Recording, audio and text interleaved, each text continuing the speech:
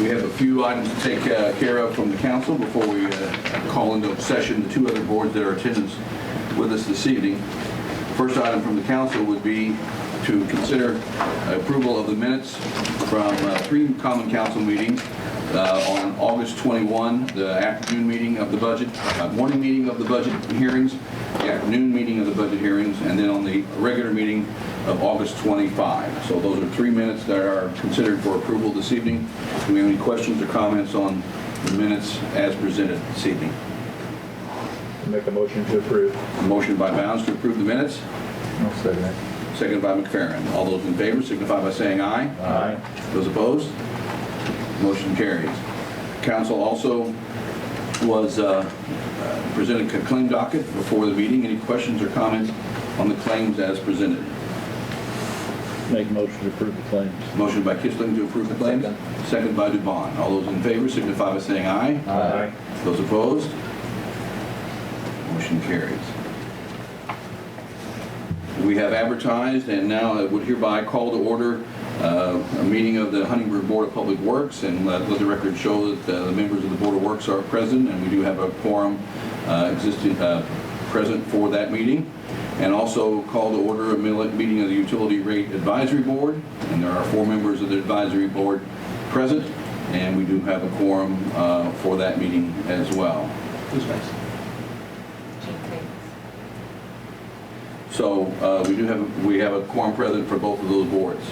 The purpose of having all boards meeting at the same time is to consider a proposed rate ordinance for our wastewater utility. All of these boards are involved in that decision, and we'll take action this evening in that matter.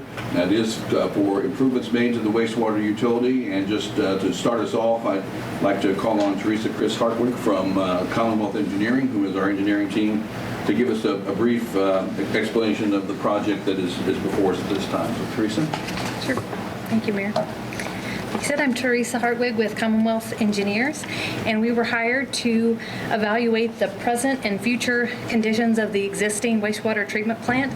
Your treatment plant was constructed in 1957, and then we had due to some upgrades in 1973 and 1996. We looked at the plant's 2016 through 2019 MROs. They were examined with respect to the treatment capacity of your current treatment plant, and it is operating at 127% of capacity. And IDEM can enact a sewer ban at 90%. Also, during high wet weather events, the city is forced to bypass wet weather flows around the main treatment process to a side stream treatment system. So the study looked at a number of alternatives to address the problem, and the best recommended alternative was to construct a new sequencing batch reactor wastewater treatment plant, commonly known as SBR, with a design average daily flow of 3.35 million gallons per day and a peak daily flow at 9.5 million gallons per day. So the new plant would give the city of Huntingburg room to grow with residential and commercial growth and allow you to meet your regulatory requirements during wet weather events. The total project cost with construction and non-construction cost was $19.7 million. We submitted an application to USDA Rural Development for their funding and was issued a letter of conditions for a 40-year loan at an interest rate of 1.125. Because that interest rate was so low, we also added some of your existing debt that's at a higher interest rate than that as part of the project as well. That's a quick overview of the project. Any questions on the project itself at this point? I know it's been explained, but we just want to make it part of the record here this evening as well.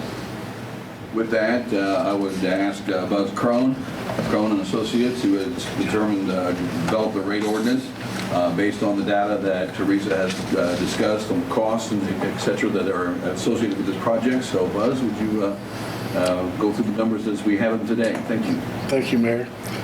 Good evening, and as Teresa pointed out, the project cost, total project cost with all the potential optional pieces. The baseline project's $18 million, but with all the optional features, which included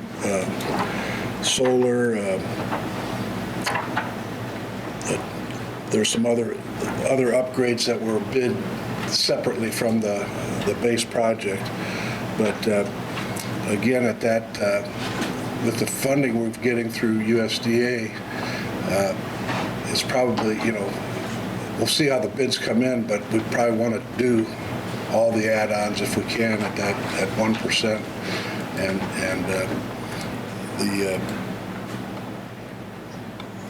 you're going to have to do the decommissioning anyway. I don't know if that bid, I would think that's going to be a necessity as well. But the funding, as Teresa indicated, we've gotten a letter of conditions from the USDA Rural Development, and it's really a tremendous program and very timely for our project here to get a 40-year term at 1.125%. That's probably less than half of what the inflation rate is. So they have also agreed to refinance all our existing debt at that same rate and term. So that helps considerably too. When I first got the project cost estimates and didn't know we had the USDA funding in the works, I ran the numbers at a typical SRF, state revolving fund bond issue, and just pancaking that on top of our existing debt, and you don't even want to hear what those percentages were. But at any rate, we're looking at, again, the total projects with all the potential add-ons, $19.6 million, and then there's a little over $4 million that, or right around $4 million of existing debt that will get rolled into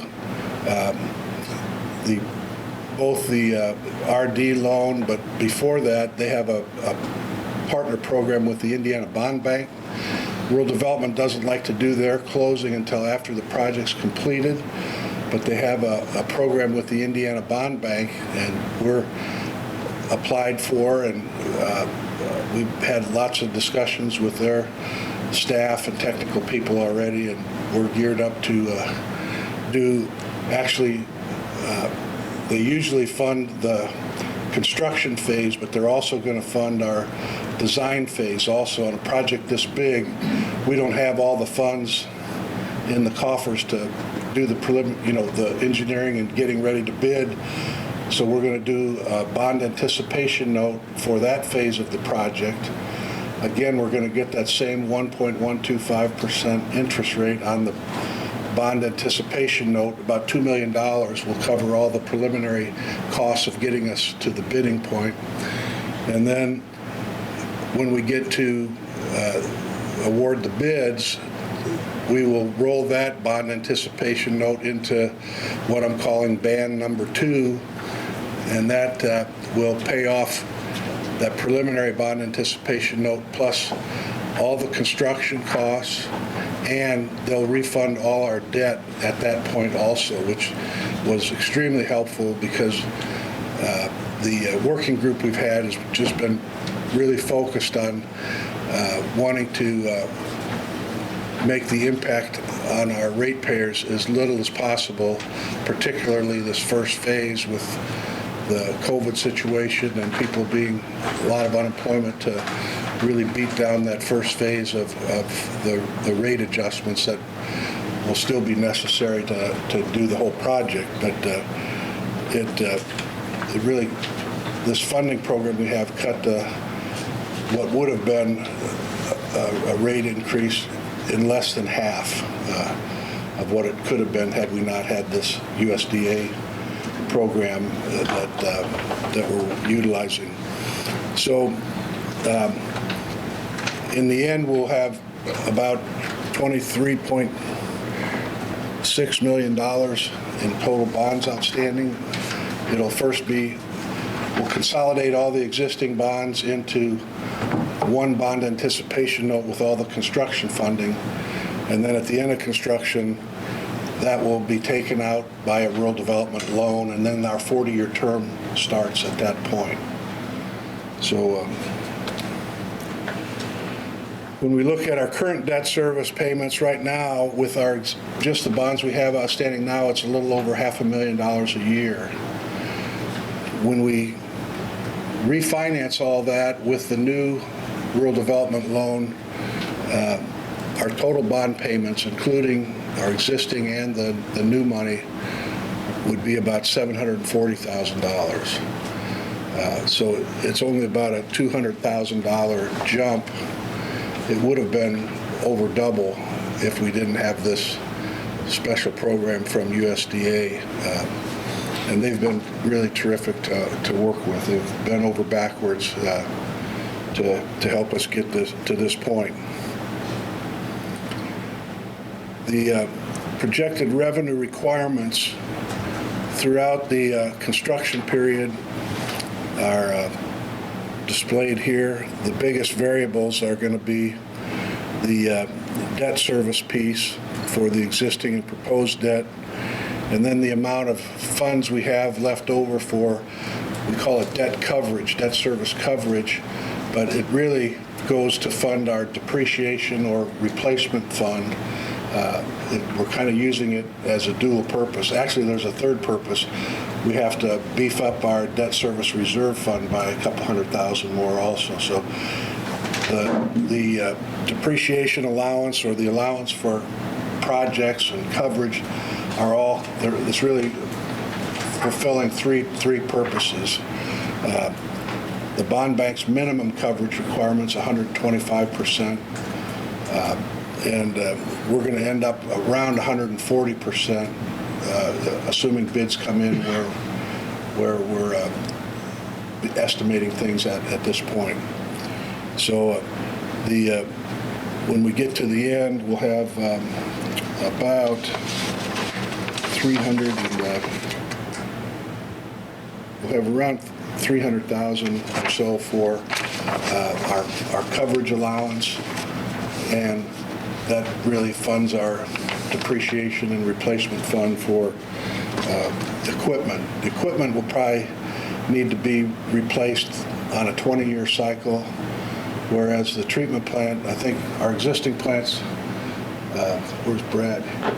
Lasted 70 years, but with some major upgrades in between. But the structural part of the treatment plant should last a long time, and this one will have several room for expansion 2 or 3 times.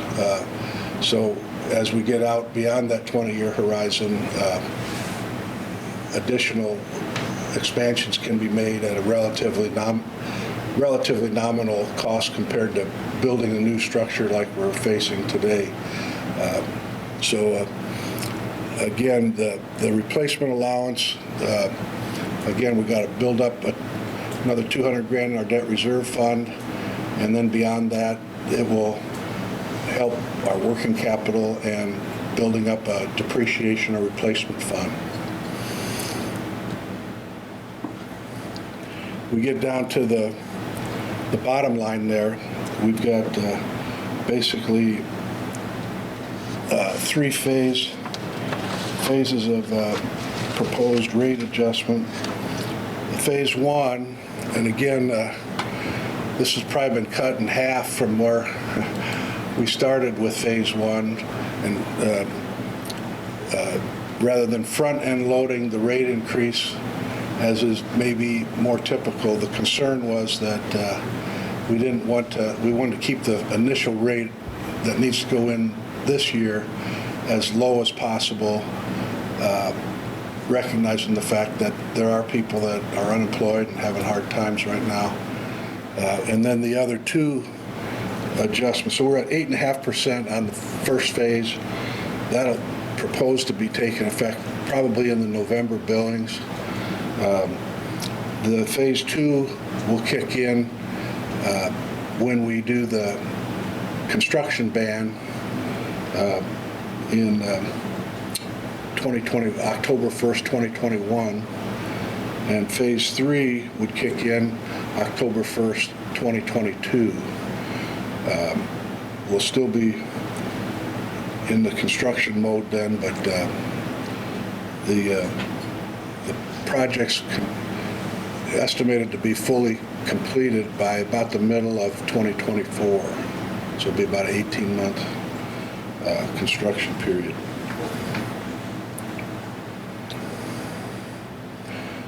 This next schedule summarizes the three-phase rate steps that we're proposing tonight.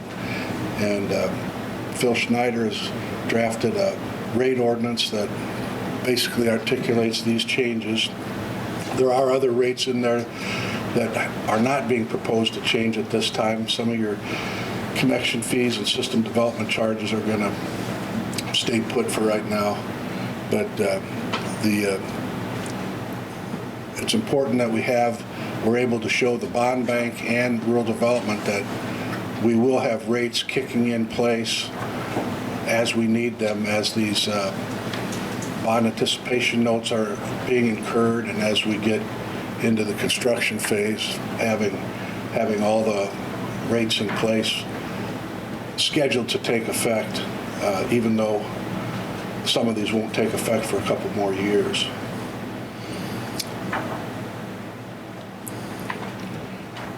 We also put together some rate comparisons with other communities. A lot of these are communities of similar size.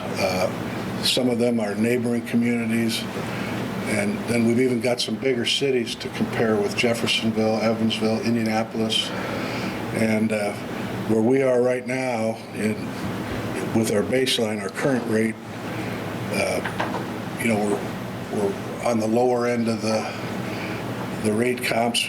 As we make these steps, you can see where we end up. And this is comparing an average customer bill of 4,000 gallons per month.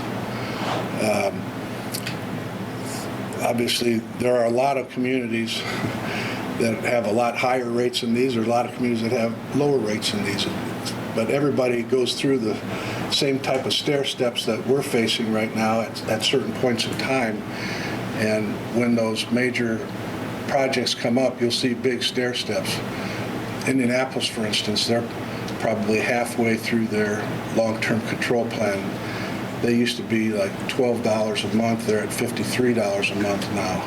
And they're not done. They're about halfway through their program.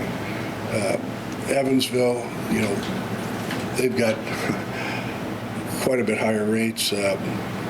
Jeffersonville, those are bigger communities, but I wanted to show you that even with comparing to some of the bigger communities, your rates are not out of line. And in fact, even at the $65 level, when we get to the phase 3, that's still considered sort of an average bill when you look at what the state revolving fund and rural development are seeing in other communities. You're going to be pretty much right in the thick of their, what's still considered to be a low impact bill. Now, to get more specific, though, we wanted to look at different levels of usage for your residential customers, because I know that there's been a lot of concern expressed in our working group about particularly the residential customers, and particularly the single elderly widow fixed income type user that's a way below average user. And I think you can see I sort of highlighted the 1,000 gallon a month as a small user, and you've got, would you say, Brad, about 700 or 800 customers that 558 customers under 200,000 gallons. Under 2,000. Yeah. So that 1,000 gallon customer might catch a lot of those people that are, most financially, fixed income type person. Their phase 1 rate would go from $3 or $30.18 to $32.74, about a $2.56 increase.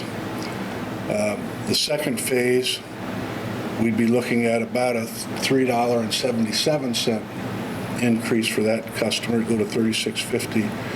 And final phase, it would go up another $3.65 to a little over $40, $40.16. And, we're hoping that catches a lot of the most financially burdened folks. The 4,000 gallon increase, phase 1 is a little over $4, and phases 2 and 3 are about $6 each. So the 4,000 gallon customer is going to get, about a $16 total increase compared with about a $10 increase for the 1,000 gallon customer. And I know everybody thinks they're average, but there's highs and lows that go into those average, and we wanted to make sure that you could kind of get a good feel for what different residential usage levels would have on those customers. And where we are tonight, this may seem like a fast-moving thing to people that haven't been involved in the planning phase of this, but this has actually been in the works for just about a year, probably, maybe more than a year. Originally we wanted to roll this all out in, early summer, maybe midsummer, but again, the sensitivity to the COVID and people, employment and so forth,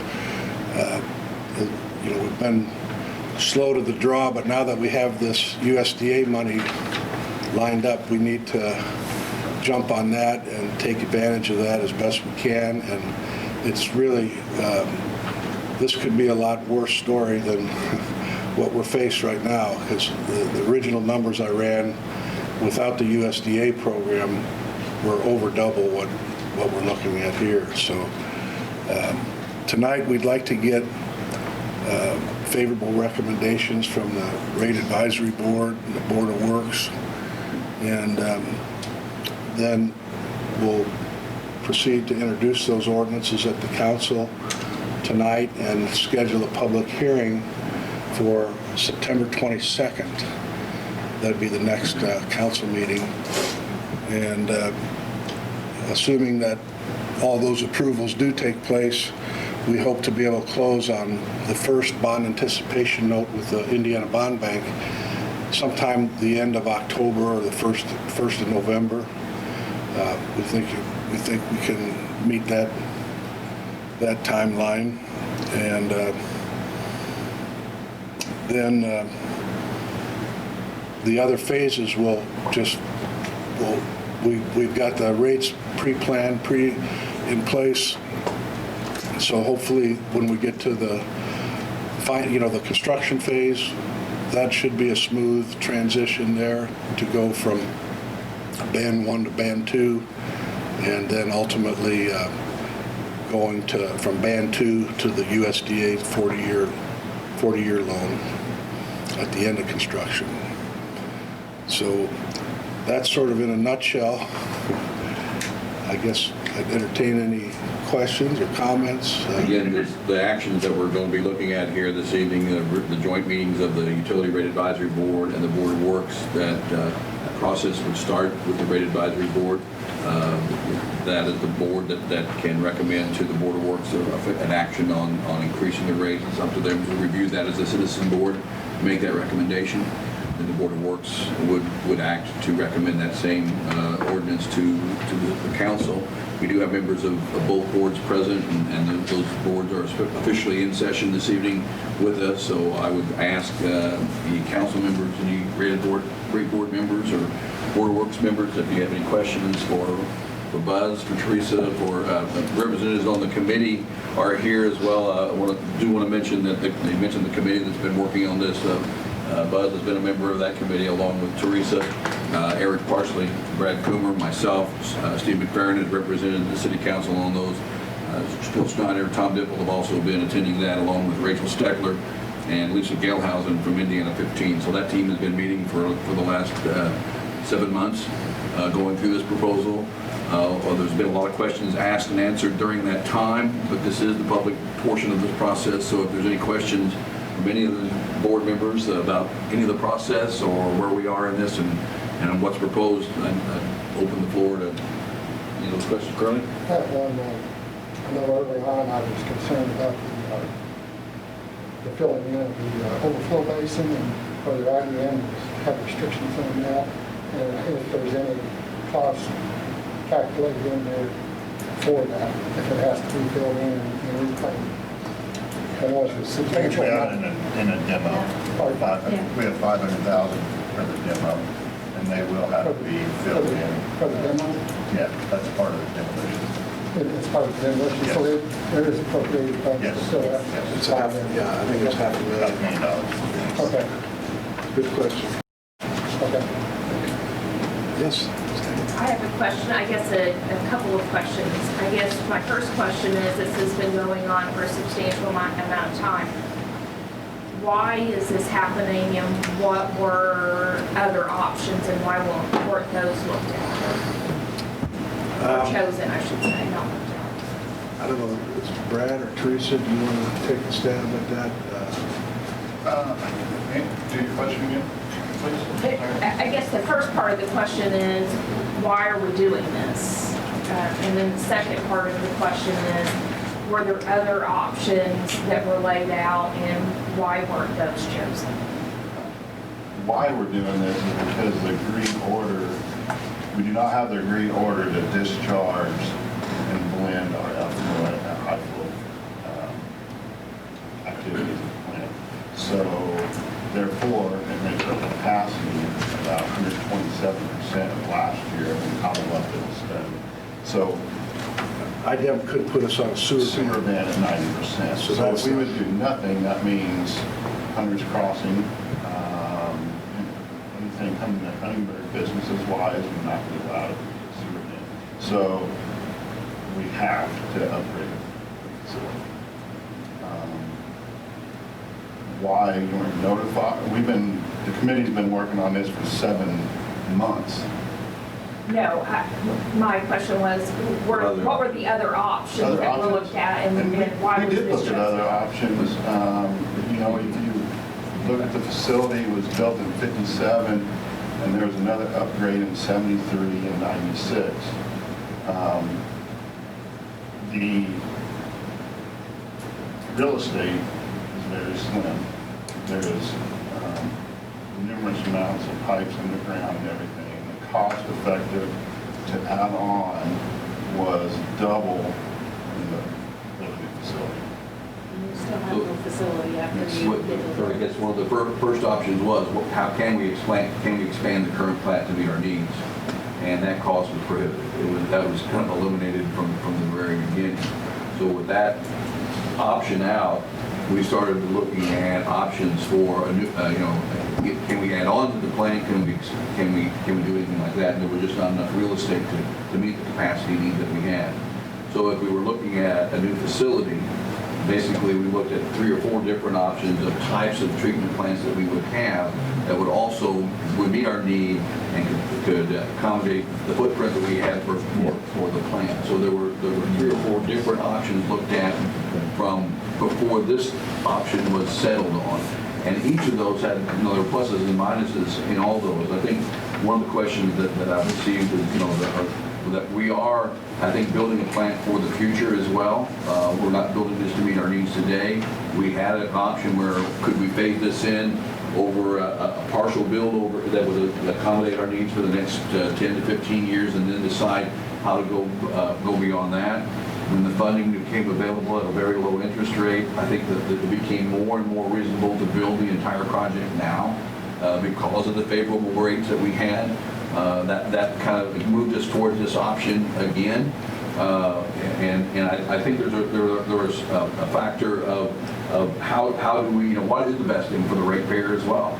And I think absorbing this cost early on and being part of that was part of our consideration. So there were a lot of options looked at, we had a question earlier about the technology involved, and we think we're investing in the right technology with our guidance from our Commonwealth team. We visit the sites that have operations like this, and this will be, I think, the most efficient plan that we can possibly have, and gives us the opportunity for expansion should the projections, we're building on projections that we've had over the last 10 years. If Huntingburg would grow exponentially beyond that in the future, this type of design allows us to add on to that as well as we go along. So now there's been a lot of groundwork done, and good question. It's evolved. I would say, Steve, you've been on the committee. Yeah, the engineer, he's had to leave earlier, but the way he's explained it over the course of their study, and as we come down this path of decision making, they started with, it's basically your treatment dollar basically doubled, the way I understand it, to add on or do an upgrade to the existing plant. So we're basically, we're 2 to 1 on the money, and the technology we have is very old. Yes. And the newer technology is much more advanced. It's more cost effective. It doesn't. It's more expandable. The real estate need will be. We won't need to invest in real estate for any length of time. And we did look at 3 or 4 different options as far as, do nothing. But that doesn't, we're at 127% of capacity on many days. Yes. And we cannot allow, we can't move one new person into Huntingburg and build one new house if they would come in and put a sewer ban, to my understanding. And they have done that in certain areas before. It's been a while since I've heard of it. We do need to plan for that. It does allow us to build it, do the design work and cost analysis at our pace rather than at state's pace. And they come in and decide to do something, they would probably fast track it. So. I have a couple more questions, I'm sorry. The 4,000 gallons, do we have an idea of how many of the residents are below that? We have, the mayor has a sheet. So as of right now, we have, the customers we have 676 customers that use over 4,000 gallons or above. We have 782 customers using between 2 and 3,000 gallons. And we have 558 customers using less than 2,000 gallons. So while the 4,000 gallon number is that's a number that they use to calculate a lot of the rates from the different agencies that provide funding. But our experience is so of those customers, about a third of our customers are 4,000 or above. 2/3 of our customers are below that. The 782 customers between 2 and 3,000. And 558 customers below 2,000. So if you look at that scale of the impact on those customers, a customer at $2,000 or 2,000 gallons is around $2.55 on that first phase of the impact. Those between 2 and 3,000 are somewhere between $3.10 and $3.60, depending on your usage in that 2,000 to 3,000 gallon range. And that is all residential, that is not commercial. That's all residential. And the final question, because I know I'm going to get asked this question, sorry. It's all right. We got stellar money. Why wasn't that money used for this? The money that was, when the city earned the stellar designation, there were 3 sources of funds that were available to us for use. And none of those funds could be used in a project at this time. The funding sources were the Indiana Department of Transportation, which they do not do projects of this nature. the Indiana Housing and Community Development Authority, which does not do projects of this nature. The only source that could have possibly even been connected to this was OCRA, with the Office of Community and Rural Affairs, that does infrastructure projects. The money that was designated by Stellar, there were projects that we presented to them on how we were going to use it, and the projects that infrastructure money went to were the infrastructure at Market Street Park, infrastructure on 4th Street, the water lines that were improved in that area. That those were spread over several different projects, but the two major ones were Market Street Park and 4th Street, and the infrastructure underneath the ground, which many people don't see, the improvements in the storm systems, to the sanitary sewer, to the water lines, that all happened underneath Market Street and 4th Street were part of the funds that came from OCRA. So a project like this wouldn't have been eligible for any funding from Stellar Community grants. Thank you.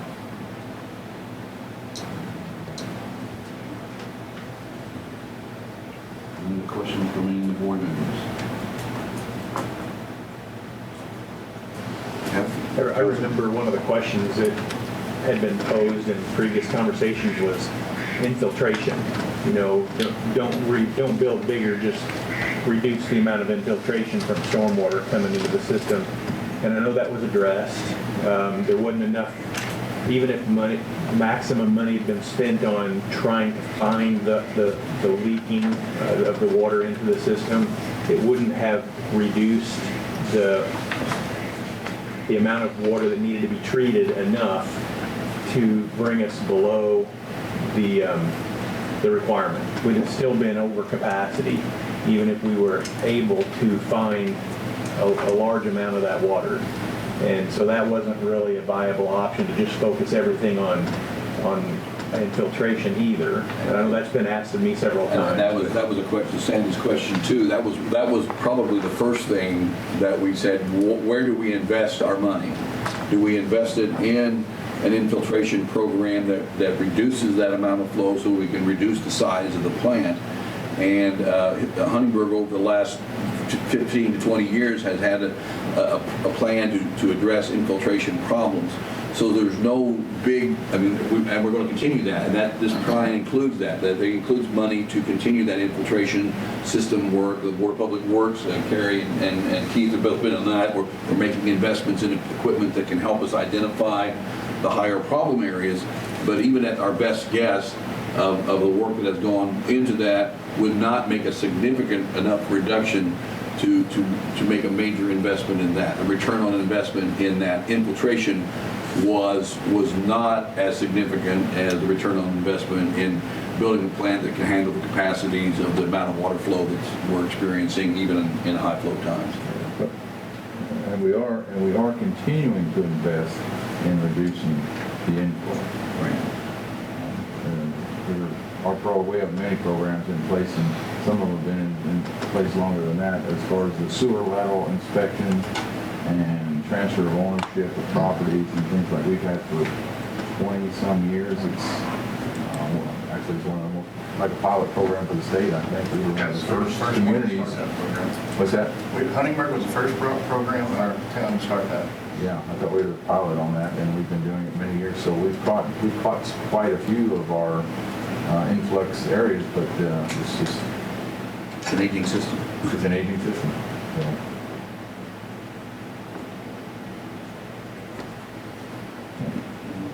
Questions? Okay. Keep turning around.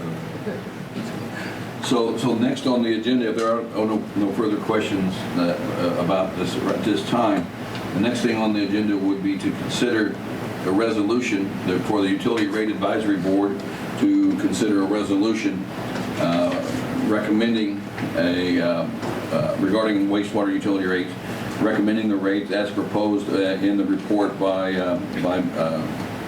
Cronin Associates that we just reviewed. And so that would be resolution number 1 from the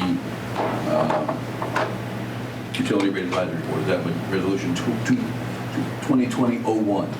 Okay.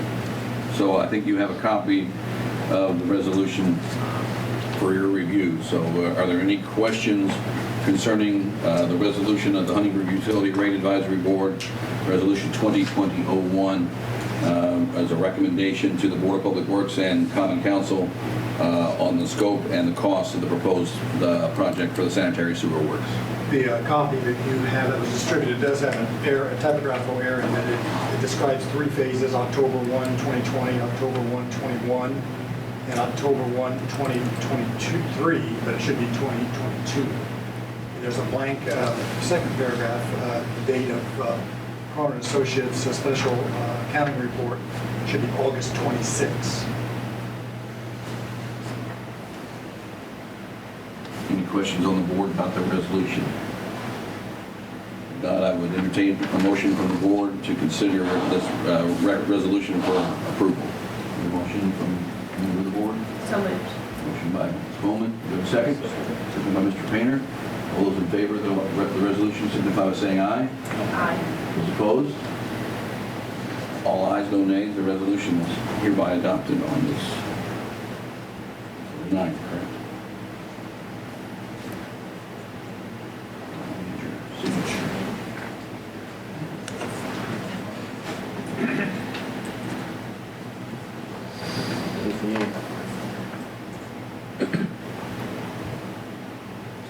As I said, today's the 8th.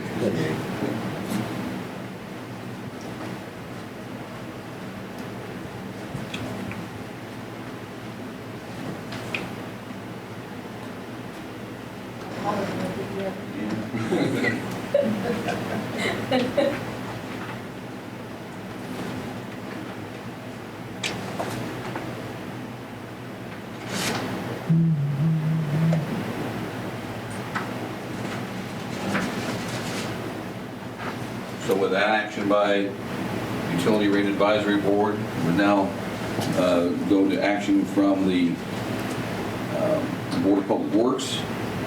And this would be Board of Public Works Resolution number 2020-01 as well, okay? And again, this is a resolution from the Board of Works to recommend to the City Council the rates as reported by Cronin Associates to the committee here this evening. Do we have any questions about the resolution from the Board of Works? Donna? I would entertain a motion to approve. Motion by Souders to approve, second by Blessinger. All those in favor signify by saying aye. Aye. Aye. Those opposed? Motion carries. And signatures.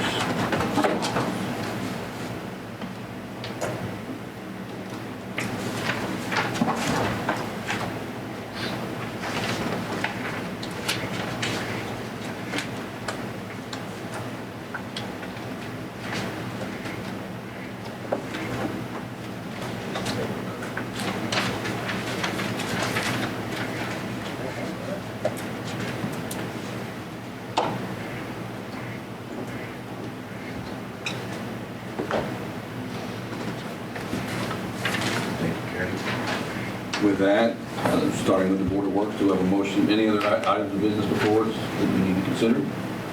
I would make a motion to adjourn the Board of Works. Second. Second by Blessinger. All those in favor signify by saying aye. Aye. Those opposed? Motion carries. To the Utility Rate Advisory Board, any other items before your board? I would entertain a motion to adjourn. Motion by Flick to adjourn. Second by Young. All those in favor signify by saying aye. Aye. Those opposed? And the Utility Rate Advisory Board is adjourned. So both the boards, I appreciate your work on this and your attention to the detail that we had to go through in this day, and appreciate your service to the community. So thank you very much for being part of the process. And of course, you're welcome to stay and hear more. We're going to walk through a few more things tonight, but thank you for your service. With that, we do now have before us the sewage works rate ordinance, and that, Tom, would be ordinance number... Well, I need to save it, but it's ordinance 2020-22. 2020-22. This would be an ordinance amending ordinance 2015-37, establishing the schedule of rates for the sewer works for the city of Huntingburg, and it reflects the rates as described in the proposal by Cronin Associates. So, Phil, anything else that needs to be mentioned in that? Other than it only changes the base treatment fees and the volumetric fees and the flat fees for people that aren't metered, and the excess biochemical and surcharges for industrial waste. It does not increase the connection fees or the availability fees, reconnection fees. Those will all remain the same. And it is, as you know, it's 3 phases. October 1 of this year will be the first phase. Usage beginning October 1, billable on November 1. Then October 1 of 2021 and October 1 of 2022. Questions from the board, council, concerning the rates ordinance as proposed, 2022? If not, I would entertain a motion to introduce the ordinance as presented. Motion to introduce. Motion by McFerrin, I'll second it. second by Ware. All those in favor signify by saying aye. Aye. Those opposed? The motion carries. The ordinance is hereby introduced. As part of our process, as such an ordinance that has any kind of changes is required to have a public hearing before it can be enacted. And I would like the board to consider scheduling a public hearing on the wastewater utility rates for 5:30 p.m. on the 22nd of September, which would be our next scheduled council meeting.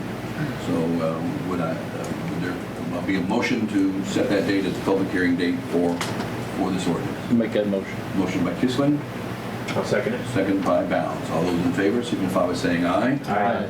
Those opposed? Motion carries. There's hereby a public hearing scheduled for the 22nd, 5:30 p.m. here at the council chambers to consider the rate ordinance before it is adopted.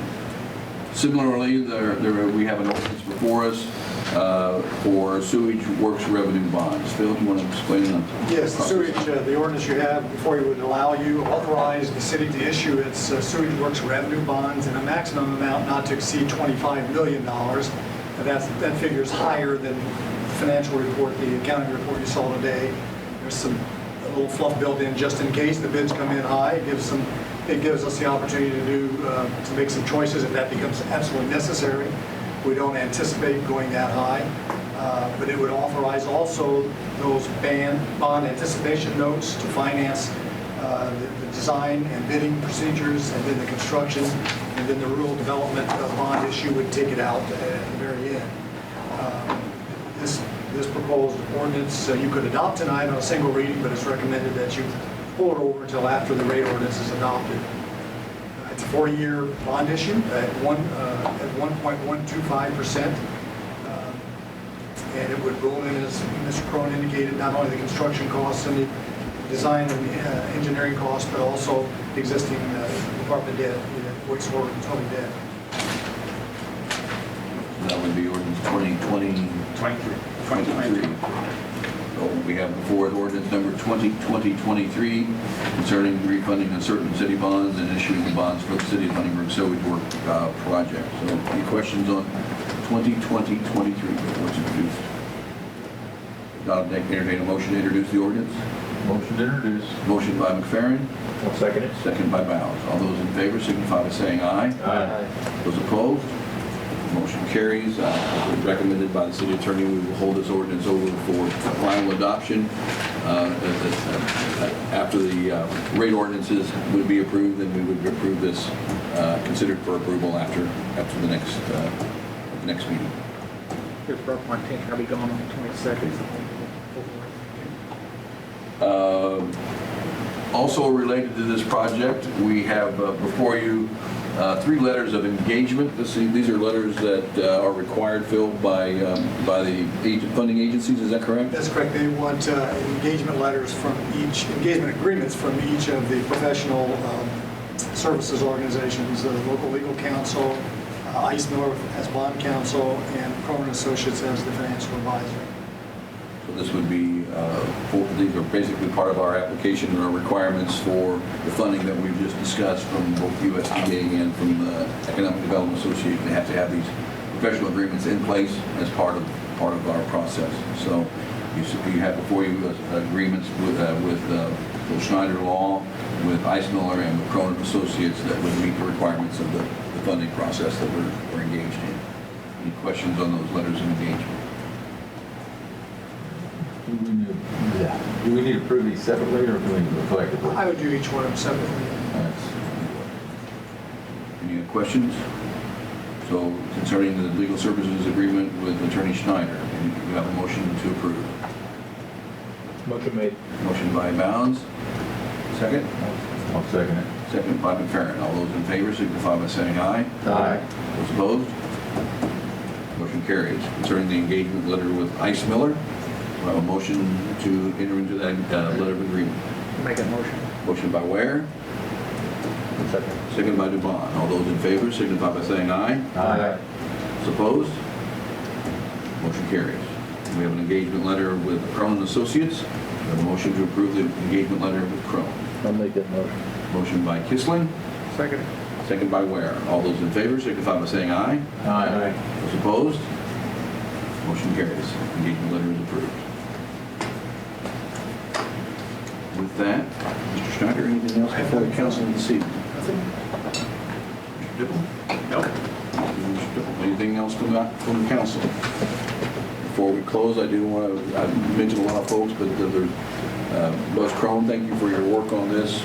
Excellent presentation and working through the details of all of this. We appreciate your work, and I'm sure we'll see you again in 2 weeks to be able to answer more questions. So thank you for your work. Any other items from the council? Any items from the floor?